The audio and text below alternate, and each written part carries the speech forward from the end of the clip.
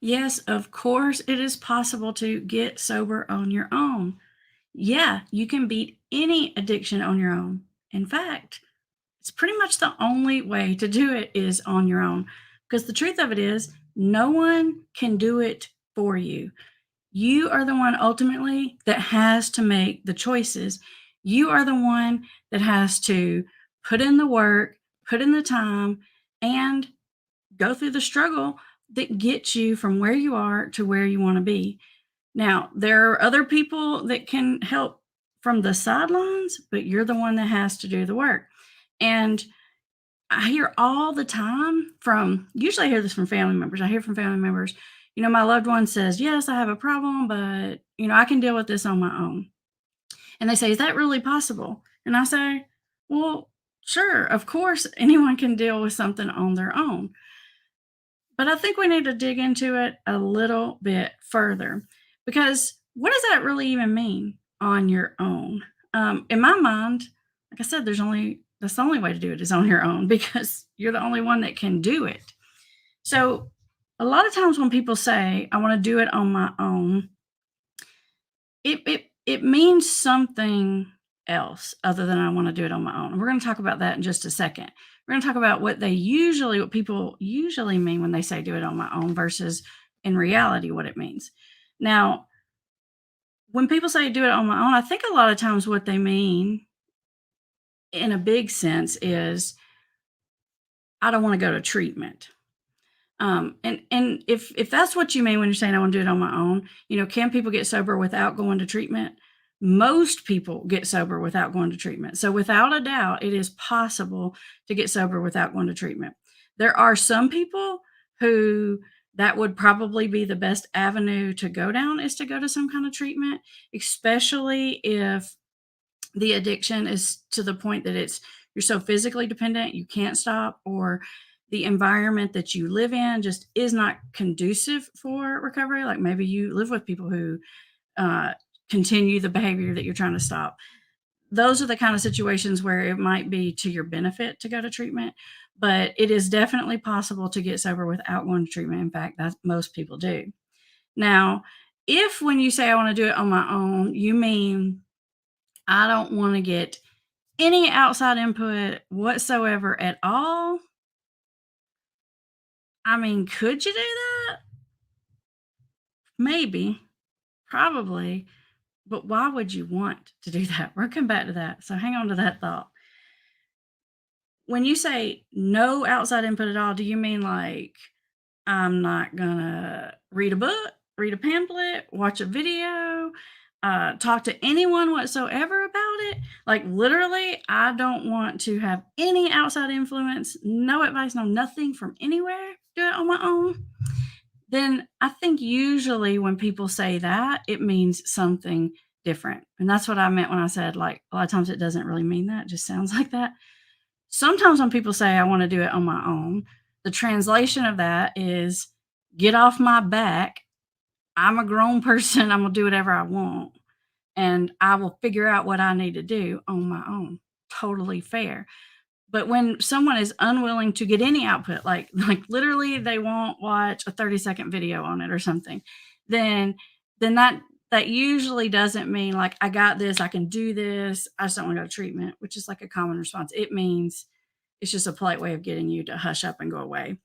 Now, why would someone say that? Why would someone be like that? It could just mean that they're just not ready to make that change. And just because someone is in that position today doesn't mean they'll always be in that position. In fact, everyone I've ever dealt with has been in that position at some point. Like, shut up, go away, don't bother me. In fact, most people at some point say, I'm never going to change, just stupid. I like it. Like, and I call it big talk. They'll big talk all over the place. And it doesn't bother me one bit because everybody's been down the big talk road before. It doesn't mean anything. It just means that's how they feel today. But that changes over time. Now, another thing sometimes that people mean when they say that is I'm afraid that if I involve other people in this process, that they'll push me to do something that I don't want to do or push me too fast. So a lot of times when people say I'm going to do it on my own, what they're really saying is, I'm too scared to let anyone else get involved because I'm afraid they'll take over the driver's seat and I won't have any control over my own life. And that's an honest, valid, I guess I would say, feeling, especially when you're having to make a big change in your life and you feel scared like, what if someone pushes me faster than I'm willing to go? What if they make me do things that I don't want to do? And that's another reason why people say the thing like, I want to do it on my own. But the thing to remember, if this is the situation you're in, if you're feeling that way, which, like I said, is totally valid, is if you're a grown up, well, in fact, if you're more than 16, you don't even have to be a grown up. If you're more than 16 years old and you live in the United States, no one can make you go to treatment. No one can make you do anything. Like, even in the worst case situation where you get yourself committed to some kind of treatment, it's usually only for 5 days. And even if that, they can't make you do anything other than be in the treatment center. So there's no real fear here to be had. Now, people can, suggest you do certain things or advise you do certain things or maybe even harp on your back about it a lot, but no one else has the power to make you do anything else. So I think remembering that you are always the one in the driver's seat, you are the only one in the driver's seat, might help to alleviate some of that fear about, because it's like a fear of letting go of the control, but you never are not in control of the decisions of what you do and how fast you do it. You're always in the driver's seat no matter what. The other thing that people sometimes mean when they say, I'm going to do it on my own, they may mean like, I'm really going to make the changes, but I feel too embarrassed to bring anyone from the outside into the situation, whether that's like a counselor, a coach, meetings, like an IOP program, anything like that. Maybe they're afraid they're going to see other people that they know in the community if they go into treatment or something like that, or if they get some kind of help. And that's also another, pretty common, fairly valid thing that they're thinking, that I'm going to do this. They're sincere in it, but I don't want anyone else to know about it because they feel embarrassed. The thing that you might be missing, if this is what you're thinking about the situation, is I don't want anyone else to know, is if you have an addiction that's bad enough to need outside help, other people already know. I know it's kind of like not the best news ever, but other people already know. And in fact, the most important people already know. The most important people are the closest people to you, the people that love you the most, who care about you the most, who are in your daily life the most. They already know. Is it really more embarrassing to say, hey, I've got this issue and I need some help with it? Or is it more embarrassing to continue down this path where other people, and people in the community, people at your work, people in your family, people at your school, know that you are self-destructing? Think of all the humiliating and embarrassing things addiction makes you do on the regular. I was talking to a client earlier today. He was talking about how humiliated he feels every time he drinks. He embarrasses himself and he's mortified by his behavior. You know what I'm talking about. You know, addiction has made you do things that you feel embarrassed about, ashamed about, and humiliated about. Is opening up and telling someone else, hey, I'm changing this thing in my life, really more embarrassing and humiliating than that? I don't think so. Because at the most, it's a bit embarrassing for like 5 minutes and it's over. And when we really get rational in our thinking here about that, it removes that roadblock, because addiction is tricky and it's sneaky and it can lie to you. Now, all that being said, here's what I really want to say about it. If you truly are of the mindset that you want to do this completely by yourself, like the no input kind of way, like the no nothing, am I saying you can't do it? Of course, I'm not saying you can't do it. But I'm saying why? Why would you want to do that? I could say, I'm going to build a house. I'm going to do it on my own and I don't want no help. I could do that, right? Wouldn't be very smart. Had to be stupid. Even if I already knew how to build a house, it wouldn't be very smart for me to say, "I'm gonna do it on my own." It doesn't make any sense. If I need if I don't know how to do taxes, I could say, "I'm gonna do it on my own." In my case, I can tell you it's not very smart. You probably wouldn't take that stance with anything else in your life, any other big endeavor that you wanted to take on. You would think, yeah, I need some help. I need some advice. I need to at least research and know what I'm doing. I need to like read a book at bare minimum if you're going to make a big change. And you wouldn't think a thing about it. And you shouldn't think a thing about it because even if you can figure it out, which trial and error, you can figure it out. I've done a lot of figuring out trial and error, but why put yourself through the misery of that? Like I could say I'm gonna build this house by myself, and I could refuse to watch a video, I could refuse to read a book, and I might eventually figure it out, but dang, how long is it gonna take me? It's gonna take me about 20 times longer than it would have taken me if I would have just reached out to someone, anyone who knew how to do it and got some advice about it. Now, does that mean I'm not doing it on my own, reaching out and getting some advice about it? No, it doesn't mean I'm not doing it on my own. I still got to do it, but I would be an idiot to not reach out to someone else who's done it before. I could find somebody who's done it 1,000 times before, even better, and they could tell me exactly what to do. I'm still doing it on my own, but the likelihood that I'm gonna get it done goes up a lot, and the time it's gonna take for me to get it done is gonna decrease drastically. Because if you're just insistent on not listening to anyone else about how to get sober, you're just making it 1,000 times more harder than it has to be, truly.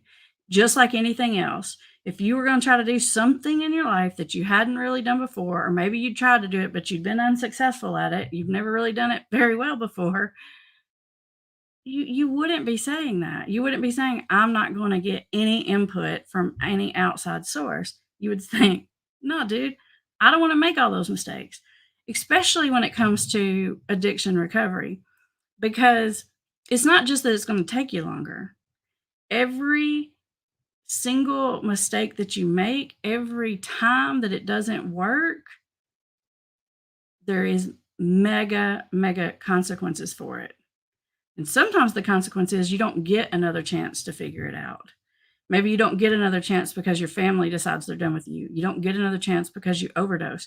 You don't get another chance to figure it out because you lose your job. Do you really want to risk all that by holding on to your pride and saying, "I don't want to have any outside influence"? I'm not telling you that you have to go to treatment, but I am telling you that you need some kind of outside influence. You need some advice, some learning, some knowledge from somewhere, because conquering addiction is very, very counterintuitive. It's not like your iPhone where you can push buttons long enough and you can figure it out, because that's kind of intuitive, little pictures and stuff. That's not the way sobriety works.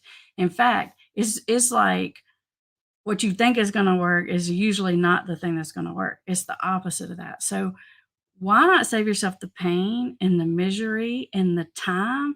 Do you really want to fail at this for the next 15 years?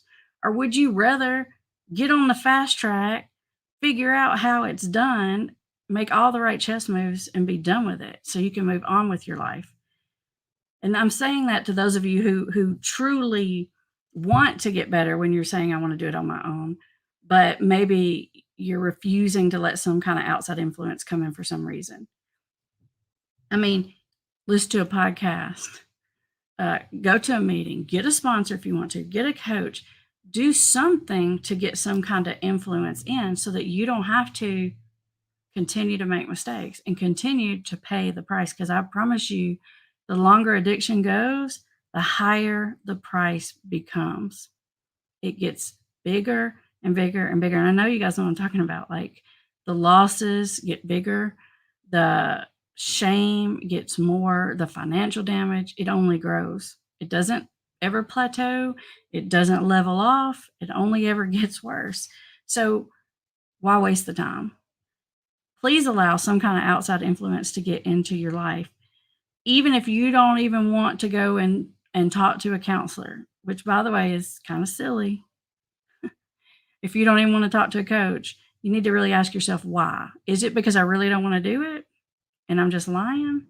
Is it because I feel embarrassed about it? If it's because I feel embarrassed, like, is that the thing I should feel embarrassed about? Uh, what is it? Is it because I'm afraid that I won't be in control and they'll make me do something I don't want to do? Listen, if you've got an addiction, other people have done tried to make you do things you didn't want to do and it didn't work. So you should know you are powerful enough and strong enough because you know everybody's been on your case trying to make you do stuff and it hasn't worked one single bit. So if someone tries to make you do something you don't want to do, so what? You've got the power over that. You know that. You've been stubborn headed this far. You could be stubborn headed then. So those fears are fairly irrational when you really look at them truthfully and honestly through that truth lens.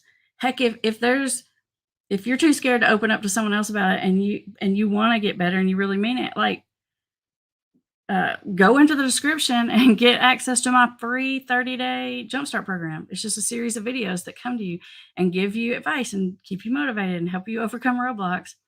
And you'll never have to talk to anybody about it. It's literally an automated process that just happens. It doesn't cost you a thing. There's no reason for you not to do something like that. And there's a million other things out there like that as well. So, what do you really mean when you say do it on my own? Why are you saying do it on my own? Are your thoughts rational and clear? Or is your pride getting in your way? Is the addiction trying to trick you with that kind of thinking? Would you really choose to do anything else that you hadn't done or been successful about on your own? I mean, me, when I'm doing something new, which is pretty regular because I'm just like that nexting kind of personality, that addicted kind of personality, that's me. So I'm always getting into something new, totally out in the deep end of the water with like, without a life jacket. And when that happens to me, I start reading every book, listening to every video, every podcast, any person I know. I'm like, I desperately start to consume information and figure out how. In fact, I've been trying to figure out how to do this YouTube thing for the past several years. And I can't, I've paid for so many classes. Like in the past year, I've paid $1,200 for a class, $5,000 for a class on YouTube. And you know why? Because this is important to me. It's important to me because it's important to you. And I know that having this information can change not just the addict's life. That's not even it for me. It's because it changes entire families and because it changes families for generations. If I get somebody's husband, if these videos have any influence and help somebody's mother and wife or husband and father get sober, that doesn't just change their life, the one that gets sober, that changes everybody's life, changes those kids' lives. It changes how those kids will parent their kids. It's important. When you make this change, it's important. It's more than just you at stake here. So if I'm willing to put in tons and tons of time and money and energy into figuring out how to give you the information, and there are a lot of other people out there too. I'm not the only place to get information. Trust me, there's a ton of other people out there, a ton of other resources, a ton of other people that know a lot about getting sober. If we're willing to put in the time and necessary to get help to figure out how to help, you do not let your ego get in the way of you making this change because it's huge. It'll change your life for the better, and it'll change the lives of all the people around you for the better. People you work with, people in your family, your children, your grandchildren, your siblings. It's massive.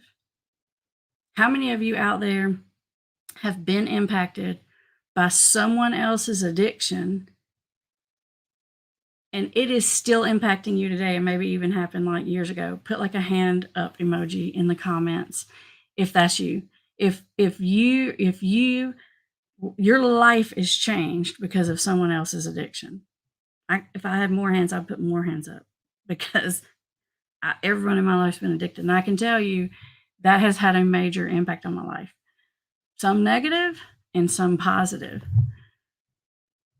Nonetheless, one addicted person impacts about 10 other people, and that's on the low side. So it's a big choice. Do you really want to be trying to do that without any advice or help whatsoever?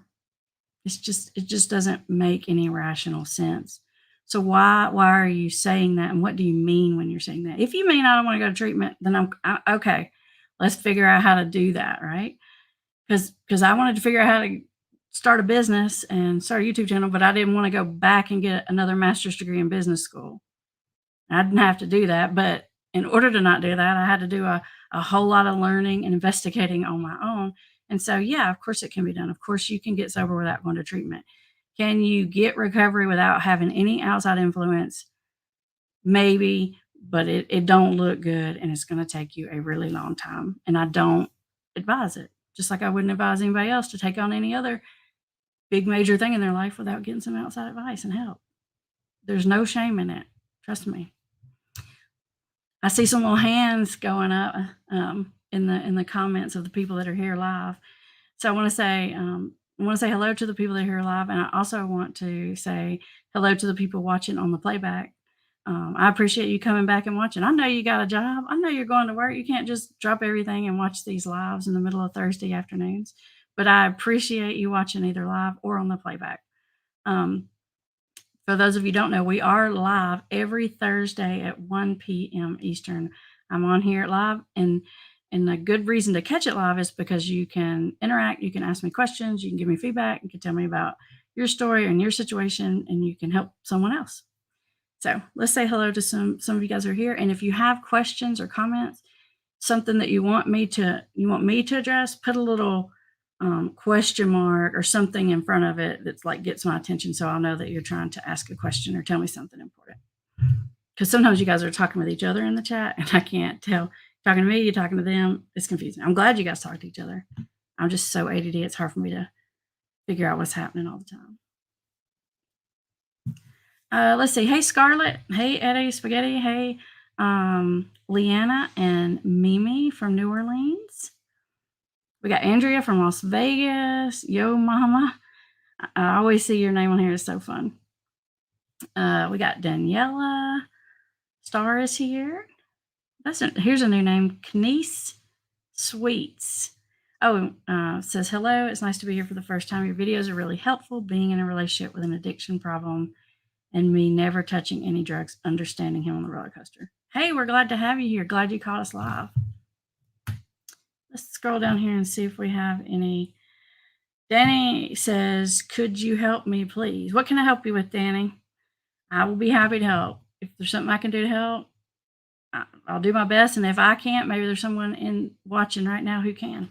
So tell us what's going on. Jennifer says, there's a fine line between supporting and pushing, and sometimes moves depending on the addictive one's mood. Yeah, there is a fine line between supporting and pushing. But I want to assure anybody out there who maybe has an addiction that's scared to be pushed, trust me, you can't be pushed into anything you don't want to be. And you can choose to, whoever it is that's doing that, you can choose to disconnect from them at any point. Because I just want to reassure you that you are always in the driver's seat. Like the only time you are not in the driver's seat completely is if you are committed to treatment. And that can only happen in the most serious of situations. And that can only happen temporarily if you're in the United States. It is hard to get it to happen. So I can promise. I've worked in hospitals where that used to happen. I used to be part of the team that did the examinations that decided if people could be let off a commitment and that kind of thing. So it's not likely to happen. You are in control. Let's see.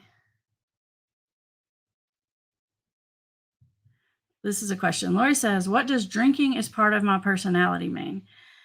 For most people who have a drinking problem, it has become such a ingrained part of who they are that they have made it part of their personality. Like, they're the Mr. Fun Party guy or whatever it is. So yes, that's probably true, but that's not permanent. So why is the person saying that to you? A lot of times people are just as scared to let go of the identity and the image as much as they are of the substance. A lot of times people are really scared for people to know that they don't drink anymore because they feel embarrassed because they've been so boastful and open and honest about it that it feels kind of embarrassing now to come back and say, "Yeah, I made that big change." It's never as hard as people think it is, though. People always respond, almost always respond positively to it. The only people that don't respond positively to it are the other people that have alcohol problem. So, and that shouldn't make you feel bad because you know they're where you were at. Annalise says, my 22-year-old daughter has expressed daily wanting to quit hard drugs, but her brain is rewired. The addiction is strong. She has been in treatments and said she can't sit in groups for 7 hours again. So sad. If your daughter has been in several treatments, she probably knows what she needs to do. She needs to put those things in place. Can she get better without 7 hours of sitting in groups a day? Of course she can. She could probably sit in there and teach those groups.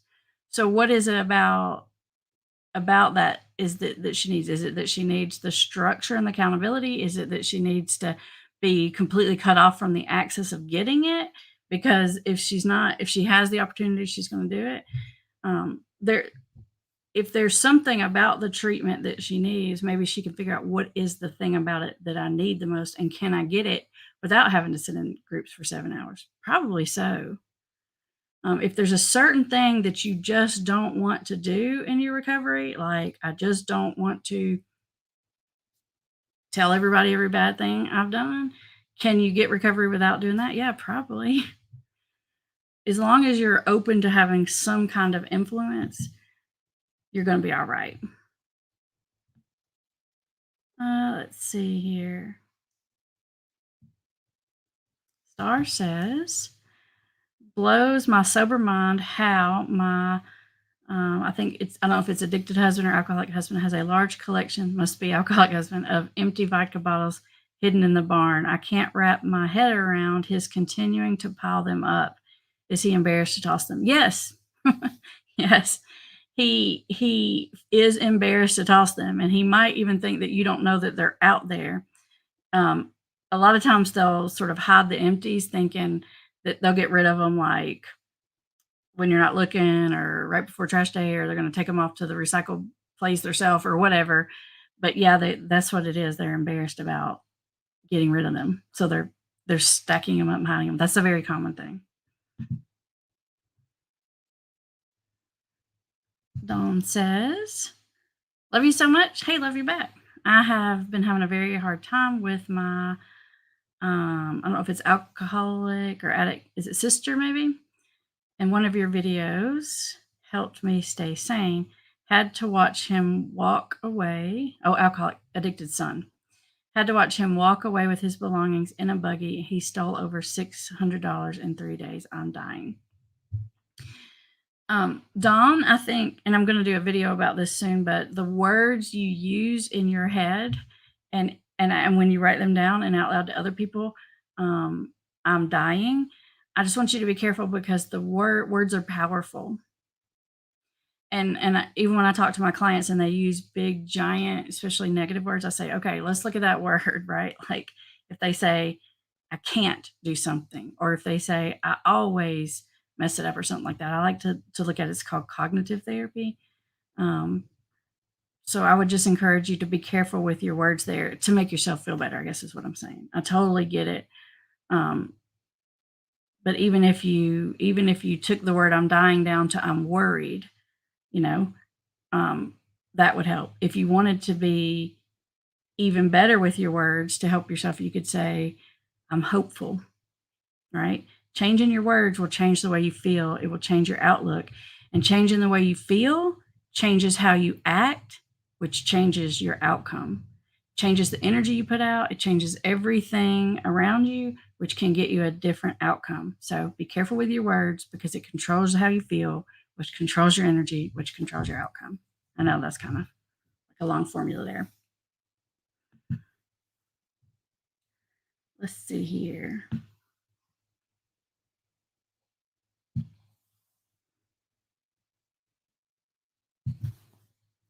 Asher says, is it addictive boyfriend? Officially chose alcohol and moved out yesterday. He said he was taking necessities only and would be back for the rest. Of course, all the vodka bottles are gone. I think that says something, right? Takes the necessities only, but the vodka's gone. Yeah, it definitely speaks to what's happening.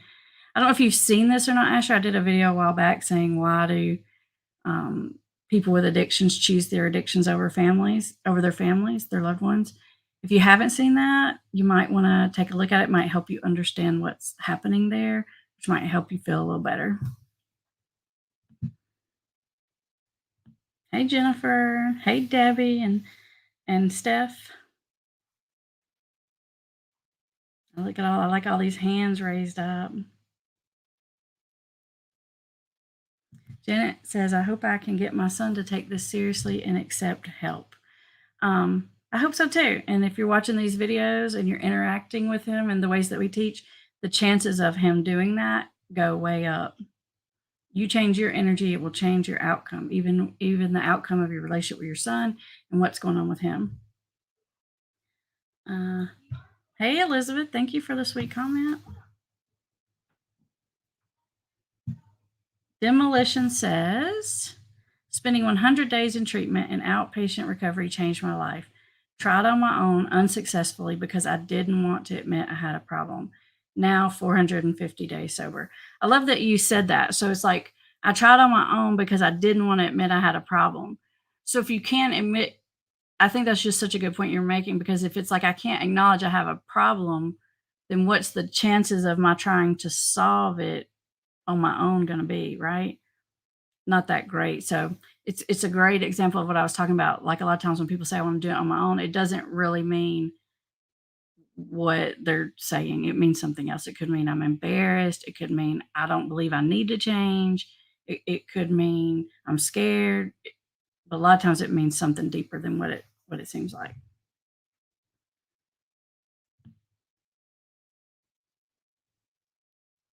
Hey, the finisher. Thank you for your comments.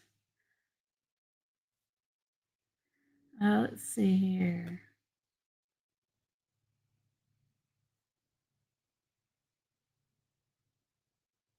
Here's a question from Anne. They are saying they want help, but doing nothing to stop and sneaking daily. How do you address that?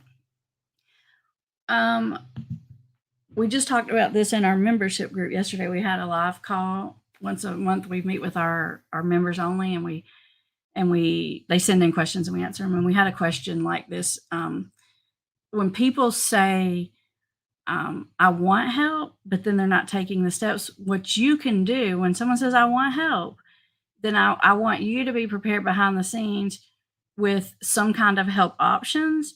And I want you to help put those options in place.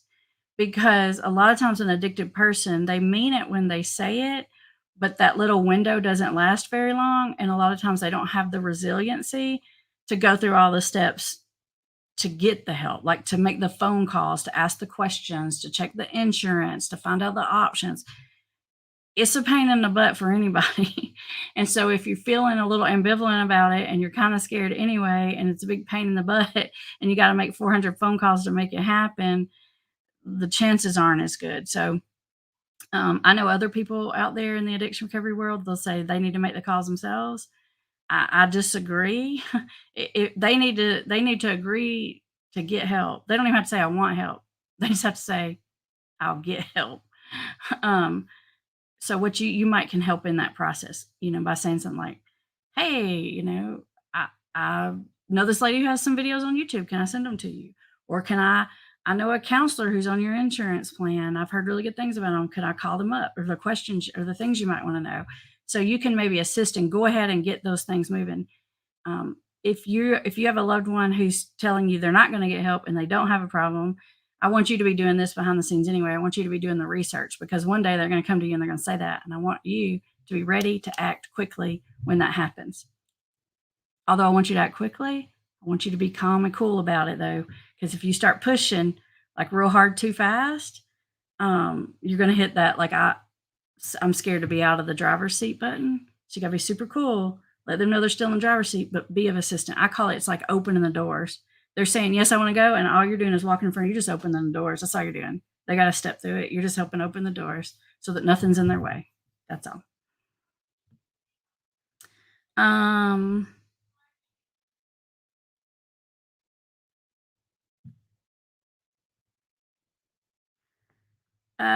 Is it Panny? Says, you say you like Gabriel Mate, but those 12 steps don't follow his work. I'm not sure why you think the 12 steps don't follow Gabriel Mate's work. I think I've read all of his books. If he's got one out there I hadn't read, I don't know about it. I don't know why it's inconsistent with what you're saying.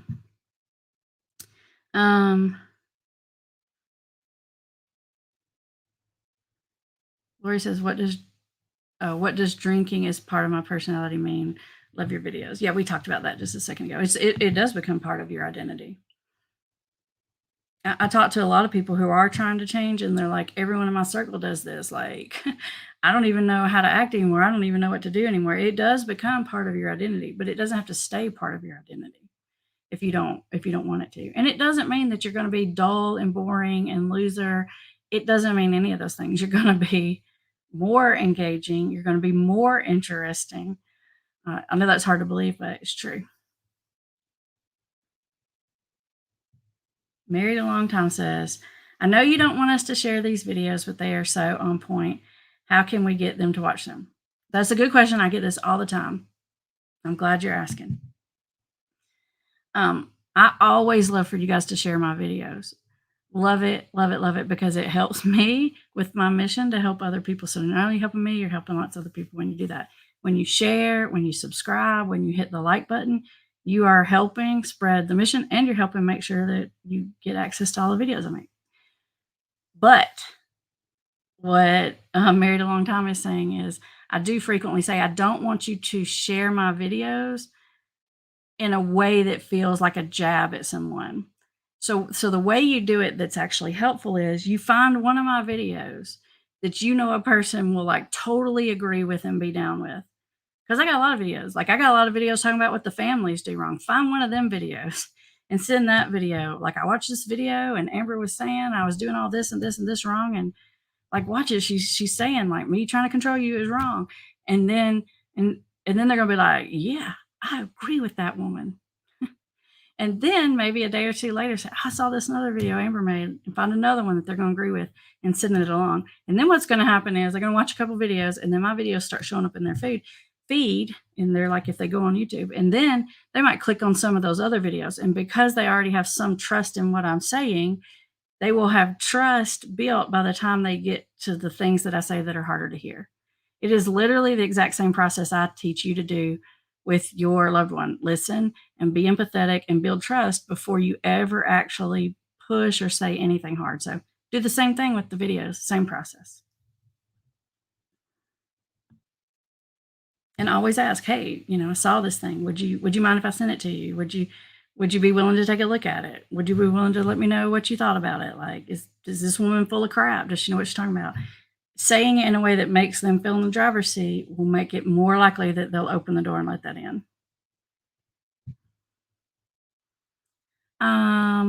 Is it Mora? Says hello from Portugal. Hey, from Portugal.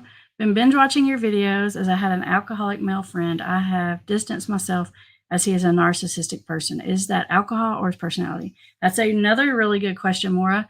And I actually have 2 videos specifically that talk about how to figure that out. If you go on my channel, or you can even just like search them up. But I think they're called something like, is it addiction, or is it narcissism, or is it both? I think that's the name of one of them. And it'll tell you how to figure that out, because addiction makes people look narcissistic on the outside. Well, actually, addiction makes people act narcissistic sometimes and behave. But there's a big difference between someone that looks narcissistic because they're addicted and someone who really has like for real narcissistic personality disorder. And it's a smart thing to figure out, because one of those things can be fixed and one of those things cannot. So if you're deciding how much time and effort to put into a relationship and you're not sure which one it is, it would be well worth your time to figure that out. So very smart question. Hey, Alicia. Thank you for the sweet comment.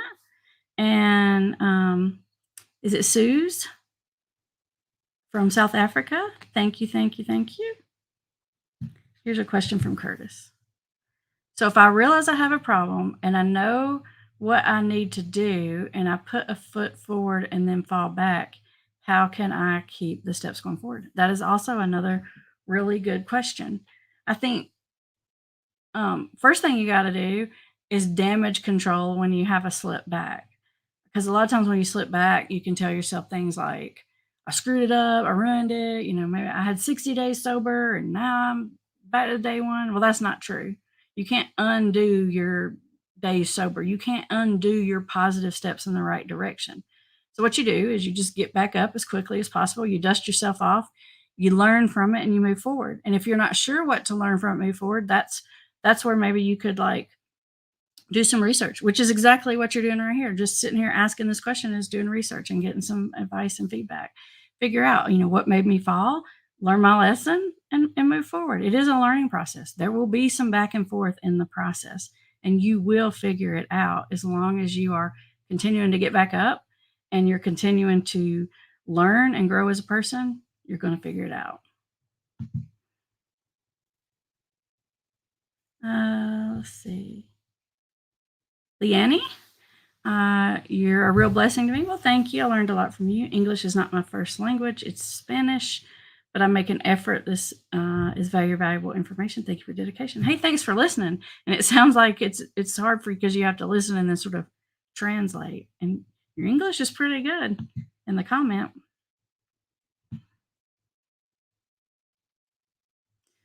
The finisher's talking to Curtis. Curtis, I do have some videos about relapse, which might help you if you're talking about those steps backward, if that's what you mean by that. This is good advice that you're getting here from Finisher. And like I said, there are some other videos on the channel that will tell you about how to damage control that, what to do, who to tell, who not to tell, that kind of thing.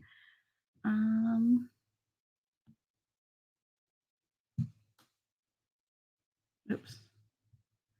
Threaded says, is it okay to drink with your boyfriend if they started drinking again after 4 months on a monitor? That's another really good question. If you're like, let's say you have a person in your life who's alcoholic, there is always this question of, do I drink with them? If they are telling you that they don't have a problem and they are not trying to stop or slow down, then I don't see any reason for you not to drink with them. I don't think you should egg it on or make it worse or, be really encourage them to drink too much. But sometimes if that person is not in the mindset of trying to change and they know you normally drink and then you stop drinking in front of them, they almost see that as a poke or an insult. I wouldn't over drink with them, but I wouldn't change your behavior so much as a way of making a statement to them. Now, if they're trying to do better with alcohol and they're trying to stay sober or they're trying to drink less, that might be a reason that is a reason to not drink in front of them, because they're going to see that as supportive. So it's how they interpret it. Do they see it as supportive or do they see it as a dig? If they're going to see it as a dig, it's not helpful. In fact, sometimes it makes them mad. Sometimes it makes them want to drink more. It's like, screw you, I know what you're trying to say. And I'm just going to try to make you mad back, because they feel guilty about it and they try to hurt you back.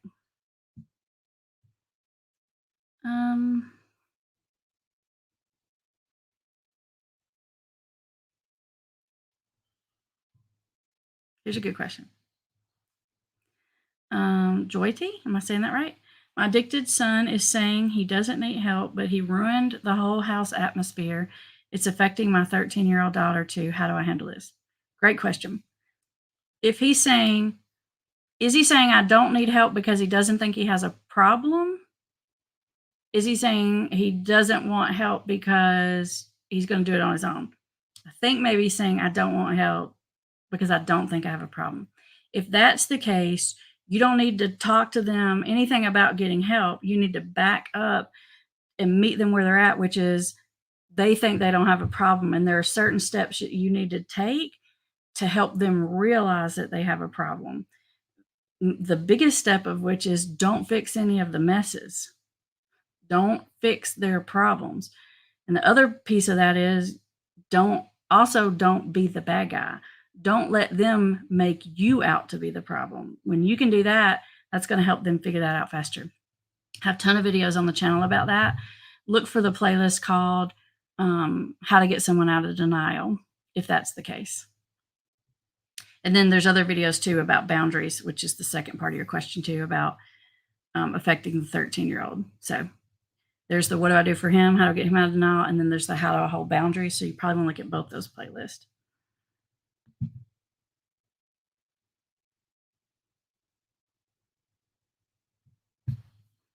Is it normal to be terrified of failing, that you have complete anxiety of getting a DRS license after 5 years? I share your videos.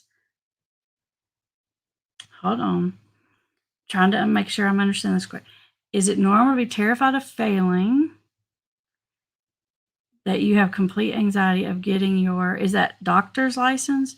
I think what you're saying is maybe you either had some kind of professional medical license, or you're trying to get it and you're scared if you got it, you would relapse. I think that feeling terrified, if you're saying, is that normal? I don't think you should feel terrified of failing, because feeling that amount of anxiety isn't helpful. Do I think that it should be on your radar that you're always vulnerable and that you have to keep your guard up and do what you need to do? Like, there's like a healthy level of fear, and then terrified, I would say, is like an unhealthy level of fear.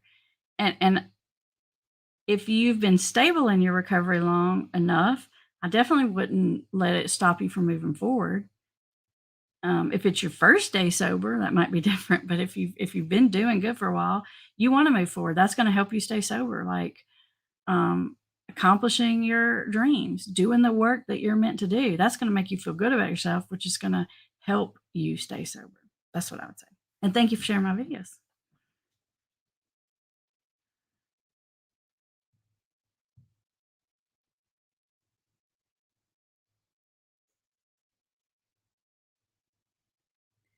This is another hard question here. Redskis, righteous readings. How do you get through to an addict in stages of long-term addiction while trying to get custody of your kids? You probably don't. You're trying to accomplish two things at once, which is trying to accomplish keeping the kids safe and doing whatever you need to do to keep some kids safe.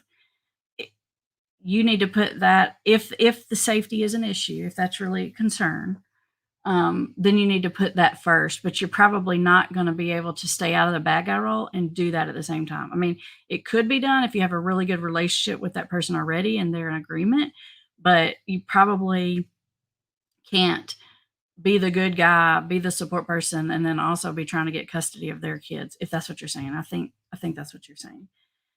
So you're going to have to prioritize one over the other. If safety is an issue, then you prioritize the kids over. If safety is not an issue for the kids, then you can go back and prioritize getting that person out of denial first. Good question, though. Oh, driver's license. Oh, okay, which saying is not a medical license. Thank you. That's helpful. Driver's license. How long have you or the person you're thinking of been sober? If it's 5 minutes and you know that if you had a driver's license, you'd drive straight to the place you don't need to be, then don't get it.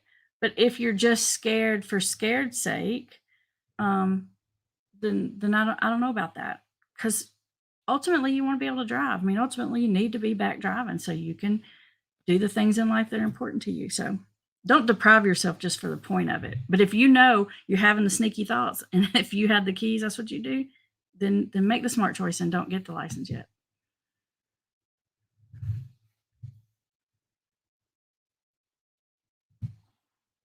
Elizabeth says, my husband agreed to try Soberlink as part of marriage therapy, but then basically never did the test, made excuses, didn't help. Do you recommend Soberlink for trust building and therapy? Yes, I do recommend Soberlink. You may have seen me do videos about Soberlink. I am a huge fan. Soberlink is an alcohol monitoring program. It's a device, but it's more than just like a breathalyzer like you can get anywhere. It's a whole program. I'm a big fan. But somebody already needs to be sober to be on it. Like or at least have made the decision that they're going to be sober. Like if someone is still actively drinking and then they get on it, and they're not even off to any start at all, then you might see that they're making excuses or whatever. If someone doesn't take their test, it means they're drinking. End of story. That's it. If someone is 15 minutes late on one test, doesn't mean anything. But if someone's not taking their tests, that's a positive. All there is to it. And so if it's not working, it's consistently not working, then I say stop doing it. The reason is because the longer you let it go and it doesn't work, it's becoming a more ineffective tool. And I would stop it and then go back to it if you got to a different stage of it and he was more ready. I've had people do that several times. I've got a person on Soberlink right now who was on Soberlink twice before and it didn't work, and now it's working really good. And he says, if it weren't for this Soberlink, this is the thing that's making the difference. If it weren't for this, I wouldn't be doing this well. So you want to sort of know when to play that card, I guess is what I would say.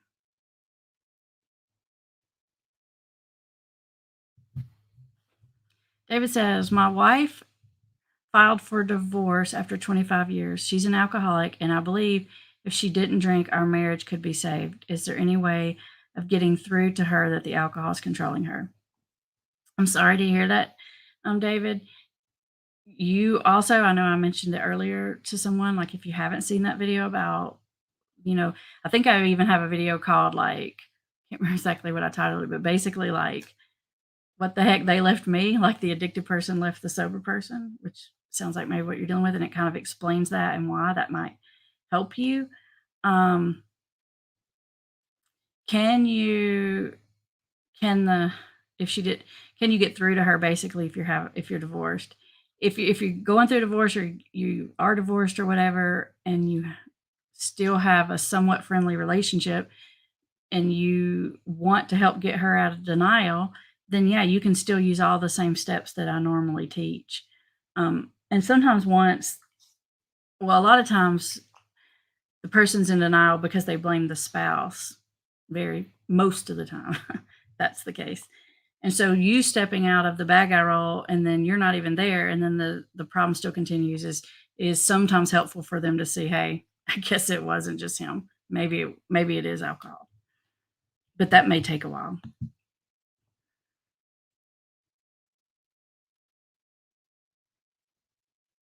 Here's a question. Is the alcoholic in denial if they want to cut down, but they don't want to become sober? Thank you for all your videos. Hey, thank you for the sweet comment. Yeah, I would say probably some level of denial. I have some videos about different kinds of denial. There's like the kind that most people think of, which is like, I don't have a problem at all. You people are crazy. Like, I'm totally fine. That kind of denial, like full denial. And then there's okay, I got a problem, but it's not that bad kind of denial. And then there's the, okay, like this is a bad problem, but I can do it on my own kind of denial, which we're talking about today. And one of the kinds is like, okay, yeah, it's a problem, but I need to like cut it back. That's sort of that second level, which is I have a problem, but it's not that bad. And those are phases that everyone goes through as they're coming out of denial. So that's a phase of coming out of denial, I guess is what I would say. They're not all the way out. They're halfway out. And you have to let people try that, figure out how that works or doesn't work. Kim says, do I believe in functional alcoholic? Kanice, I said the name wrong. If you look back at the live video I did last week, we talked about this specifically. Actually, I have several videos on this. A functional alcoholic, I'll give you the quick take on it, but you can go back to listen in detail if you want to hear more in detail about what I think about it. But a functional alcoholic is just someone in an earlier stage of alcoholism. It's like someone that has stage 2 cancer. It's it. It's just, yes, they have the problem, but they just haven't lost everything yet, and they're still pretending. That's the short answer. Hope that's at least a little helpful.